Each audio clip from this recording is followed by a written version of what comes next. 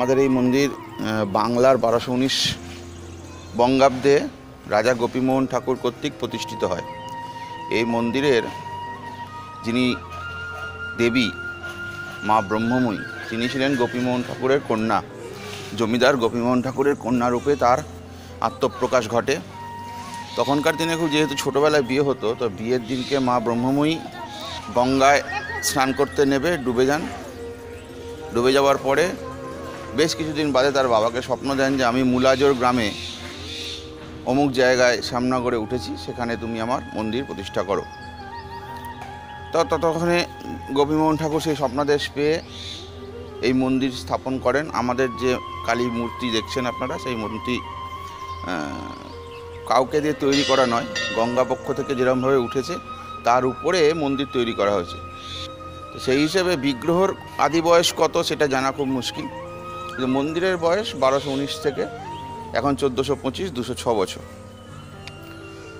এই মন্দিরকে কেন্দ্র করে এই মন্দিরে বামদেব এসেছিলেন, রামকৃষ্ণদেবের দাদা। পাশে সংস্কৃত কলেজে রামকুমার চট্টোপাধ্যায়, তিনি সংস্কৃত পড়তে আসতেন, এবং সাধক গায়ক রামপ্রসাদ সেন কালী শহরের। আমাদের এই মন্দির একমাত্র মন্দির যে মন্দির গঙ্গার দিকে, মানে পশ্চিমমুখী।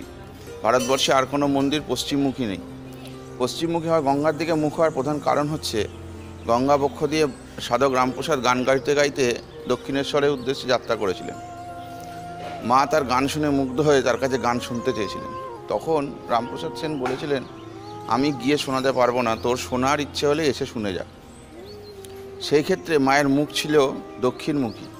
তারপরে মা ঘুরে পশ্চিমমুখী, মানে গঙ্গার দিকে মুখ করে রামপ্রসাদের গান শুনেছিলেন। এরকম প্রচুর অলৌকিক গল্প এই মন্দিরকে ঘিরে আছে।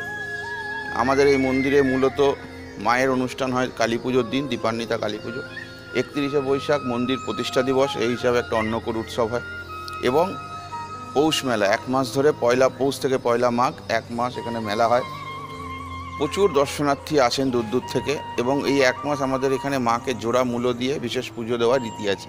আমাদের এই মন্দিরের পেছনেই রাধাকৃষ্ণের মন্দির, পাশে বানেশ্বরের শিব মন্দির আছে, এবং বাইরে 3টি শিব মন্দির আছে। সেটাও এই জমিদার বাড়ি বা ঠাকুর পরিবার থেকেই প্রতিষ্ঠিত। দক্ষিণেশ্বর কালী মন্দির আমাদের মন্দিরকে দেখে অনুকরণ করে তৈরি হয়েছে। দক্ষিণেশ্বর কালী মন্দিরে প্রায় 40-50 বছর আগের প্রতিষ্ঠা আমাদের এই মন্দির। সেই জায়গা থেকে দাঁড়িয়ে দক্ষিণেশ্বর অনেক বেশি, ওখানে যাতায়াতের সুবিধা থেকে শুরু করে প্রচার অনেক বেশি, আমাদের মন্দিরে প্রচার অনেক কম। সেই হিসাবে লোকে এটা জানে যে দক্ষিণেশ্বর দেখে এটা তৈরি, কিন্তু সম্পূর্ণ ভুল ধারণা।